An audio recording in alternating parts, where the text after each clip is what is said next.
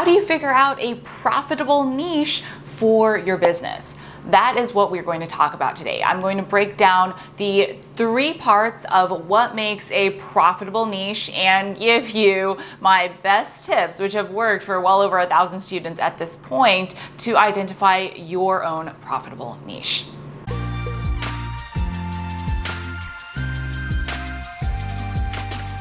All right, guys, let's jump right into it. The way we're going to do this is we're going to start with the definition of what an actual niche is. And here's the thing. The definition is going to give you the clues for what we're going to talk about today. So a niche is a specialized but profitable segment of the market.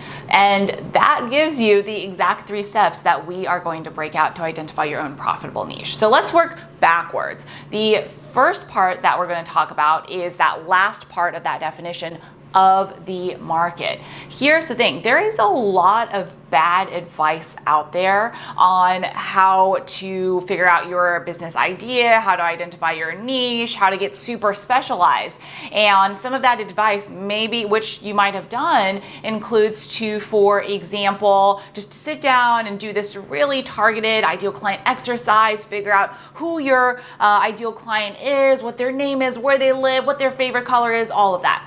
Sometimes there's a time and place for that, but when you're in the beginning of your business, you don't have a lot of data about who your customer is, who's going to be buying from you, what they're thinking. That's not the time for that. We are going to keep it as uncomplicated as possible, but as effective as possible so that you get what you need to go out there and get some paying clients. So when you think about of the market, what does that mean? That means it's something where there's already a demand for whatever it is that you are going to be providing.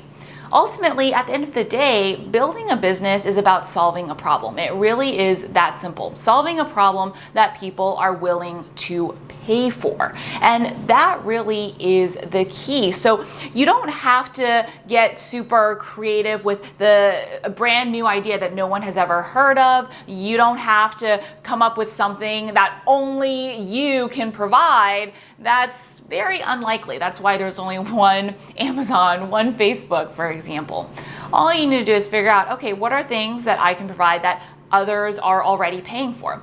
And I'll tell you, some of the most common industries that my students go into just based on their experiences and skills are, for example, career coaching. If you've developed a great career and you know how to help others do that, help them. If you've lost weight, for example, and you know how to help others do that, health coaching. I'm just giving you 2 common examples that my students often go into, but that should give you an idea of you don't have to get super creative or come up with something that no one else has ever thought of. The chances of you being able to do that are quite low, actually, and that's completely fine. You don't need to make billions of dollars to build a great, profitable, successful business. So the first key is making sure that it's something of the market. Figure out what's the existing market that I can contribute to based on my skills, my experiences. Don't overlook anything that you assume is already super saturated. That's actually a good sign. That means that there are people who want to pay for what it is that you can offer.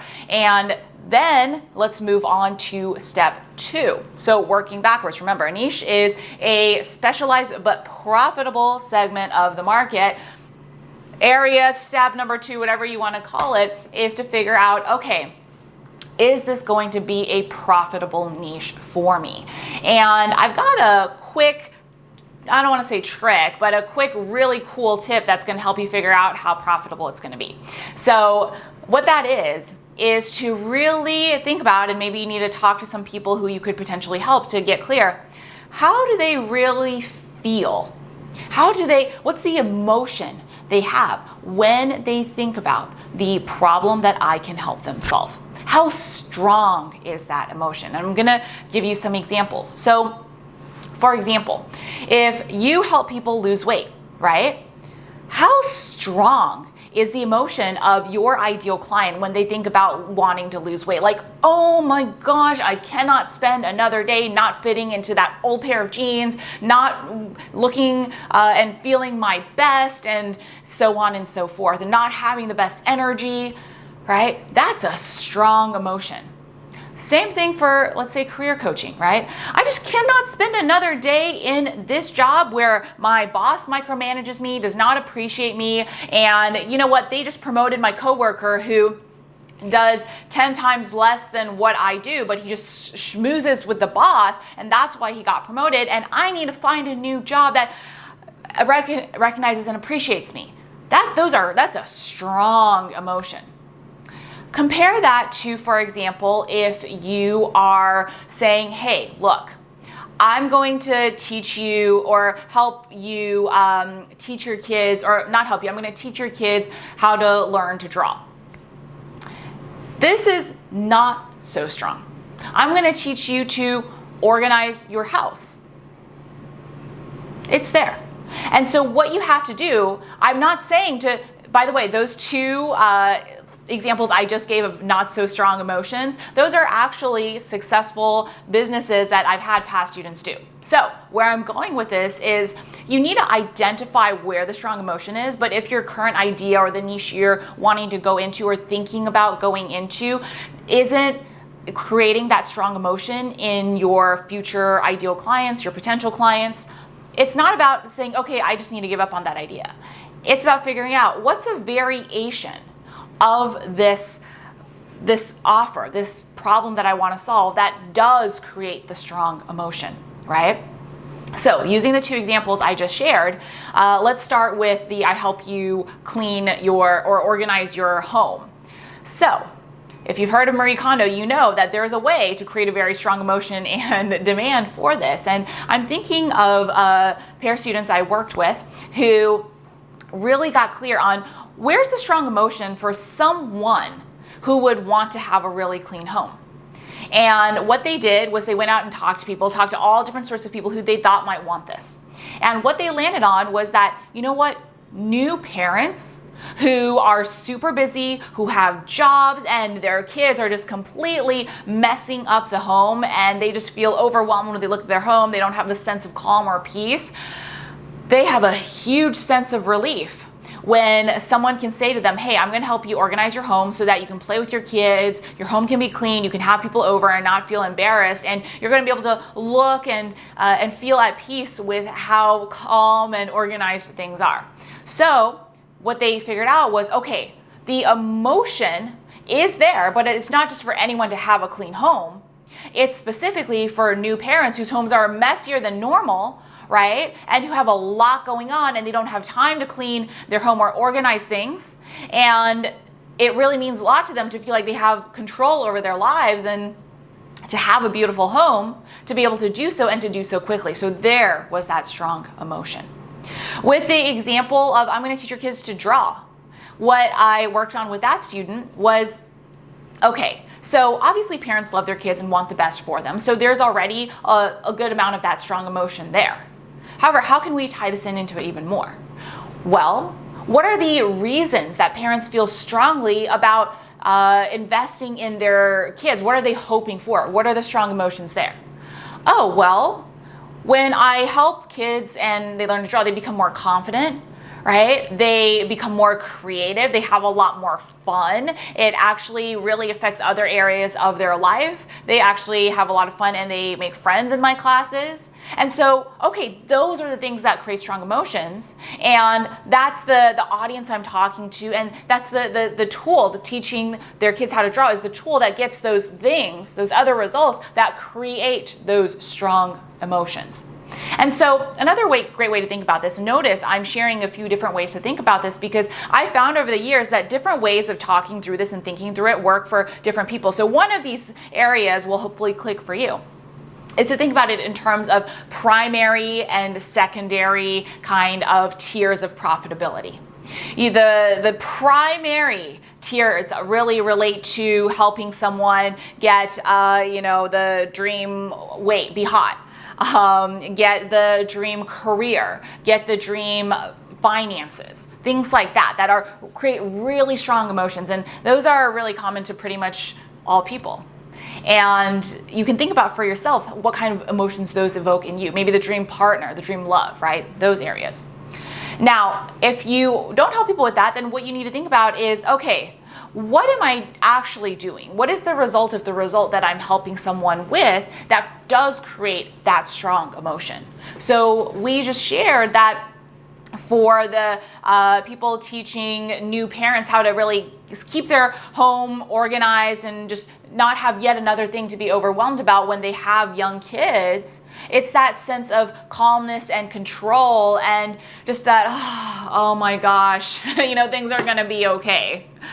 For that person teaching kids how to draw, it's appealing to the parents. I mean, the kids are going to have fun and learn to draw and have great results, but it's really appealing to the parents of, okay, through learning this, your kid is going to be more confident, have more fun, be more creative, make more friends. Those primary desires that all parents want for the kids that they love so much, right? And so you really want to be thinking about that. Let me give you another example, because really this applies no matter what it is that you're helping someone with.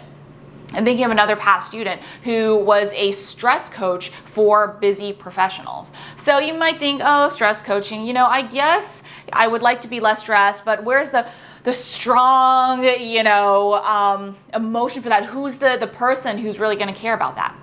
And so what this person, the student of mine, realized was, again, doing the same thing. I want you to notice some commonalities where no one starts out being clear on what their niche is. You go out there, you talk to people who you think might be interested in what you have to offer, and you gradually get to this place where I identify someone who's saying, oh my gosh, yes, I need help with that, right? That strength of emotion.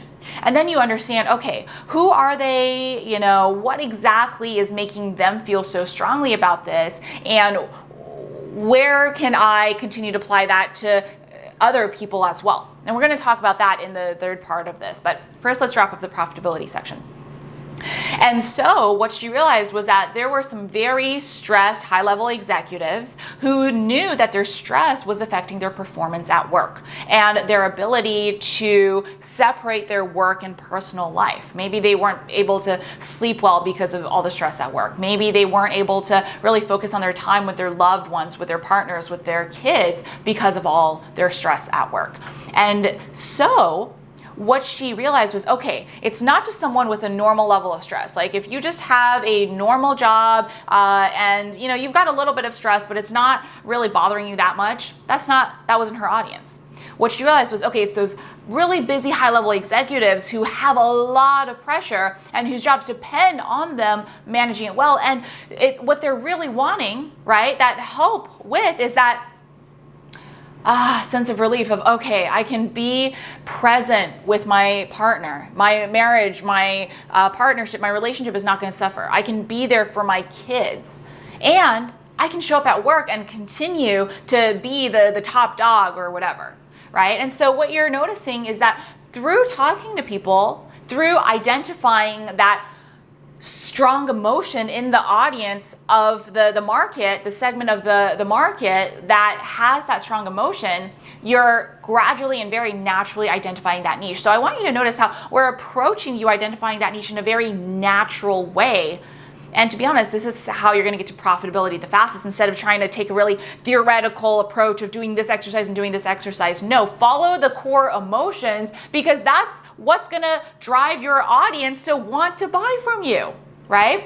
Okay, so that is the profitable aspect of the niche, and we talked about how to really follow that core emotion and identify not only who is that audience that feels that emotion the strongest, and also how to identify what really it is that you're providing that's going to evoke that strong emotion, right? It's not just I'll teach your kids how to draw. It's all the secondary emotions and results behind that. So that's very important. The result, and then the results of the results that tie into that strong emotion. So we're kind of attacking both aspects, your audience and your results. Okay. So the final piece is specificity, right? How specific do you get for your niche? And I'm going to give you a super quick way to tell. It's not about, let me just sit down, do this exercise, name this theoretical person who is a potential ideal client, and figure out, it's Susan who lives in Missouri and who drives a blue Mini Cooper. right? That's what a lot of exercises have you do. What's that going to do for you? Nothing. The key is to think through, what are the shared problems or challenges that my audience is facing, the people who feel that strong emotion about what it is I can help them get, who feel that strong emotion about that thing I'm providing of the market. So notice how we're building on the previous two areas that we've already talked through. And what are their shared desired results, right? What is that result that they all want, right? And think through the examples that we just talked about. Everything that we've been talking about applies to this. And then finally, what are the shared characteristics, right? So busy new parents, for example. It doesn't matter what age they are, what gender they are. If the shared characteristics are they are new parents and they their kids are between a few months to 1 year old and they have jobs. Those are the characteristics, right? So that's what you want to think through. And you know what? I'm just remembering something I wanted to add to the profitability segment. So I'm going to go back and, as a tangent, note that really quickly. I mentioned it when I was describing the examples, but I want to call it out a little bit more specifically that with the profitable segment of your audience, you want to be looking at people who know they have a problem, who want it solved, who have so basically they have the willingness to pay you, and they have the ability to pay you as well. So maybe you don't help new parents who are on minimum wage. You don't help teenage parents, right? And when I say you don't help them, I'm saying don't specifically have that be your main ideal client for your business. If you want to donate, if you want to volunteer to help a different audience, that's totally fine. But let's be clear, the primary objective of your business right now is to make money. Otherwise, you don't have a business and you're not going to be able to support yourself to give and donate to the things that you care about. So that was a tangent I forgot, and really important to mention that. So now we're back to the specificity part. So we talked about the shared problems, we talked about the shared desired results, and we talked about the shared characteristics. And so what that means is knowing these and identifying that, right? If the characteristics that don't matter, like I just shared with that example of the new parents, like the age, the gender, etc., that doesn't matter so much, then you don't speak to that. The only things that you focus on that are shared for your audience are the characteristics that actually matter.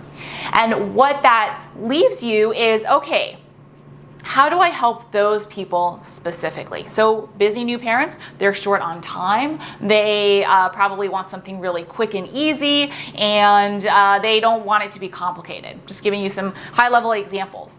Another example that I love, if you have been on my channel for any amount of time, you know I love using health coaching examples because we all have to eat, so we can relate to it in some way.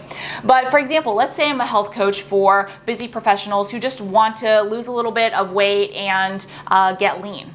So I'm going to be helping them in ways that help them really maybe do meal prep in a super easy way. It doesn't need to be complicated, maybe giving them really quick exercises to do, versus if I'm a health coach for guys who want to get really buff, right? I'm going to be focusing more on kind of exercises to get buff and maybe spending a little bit more time with them in the gym. Their meals are probably going to be tailored to help them get more muscles, and it's going to be a very different way of helping them, working with them, what I'm providing. And so you're going to think about, okay, what is the result I help them get and how do I help them get that? And that is how you're going to tailor both the specificity of your audience, in your niche, and how you work with them. So that the end goal, here's the kind of yes and no moment, or no moment, is you are going to ask, if my ideal client, the person I identified in the part 2 of this video that we talked through, were looking at everything I have to offer, where they were reading about how I help them, would they think, oh my gosh, you are talking to me. This is exactly what I need. So again, using the health coach example as a test, if I'm a busy professional and I'm reading about the health coach who helps guys get buff, I'm thinking, no, that's not for me. But if I'm reading about the health coach who does help me and I'm thinking, oh, I don't have a lot of time, perfect. I don't want to spend a lot of time on meal prep, perfect. I don't want to spend a lot of time at the gym, perfect, right? That is the key question that is going to basically give you the yes or no moment. When it's that answer is yes, you are good to move on. And so those are the 3 areas of how to create a profitable niche. Now, if you are wanting to build your own online coaching business and you want to put that first offer together, I do have another great video for you on how to put together your first ever coaching package. I will link that for you somewhere, either in this video or on this end screen and or in the description below. And so make sure you check that out.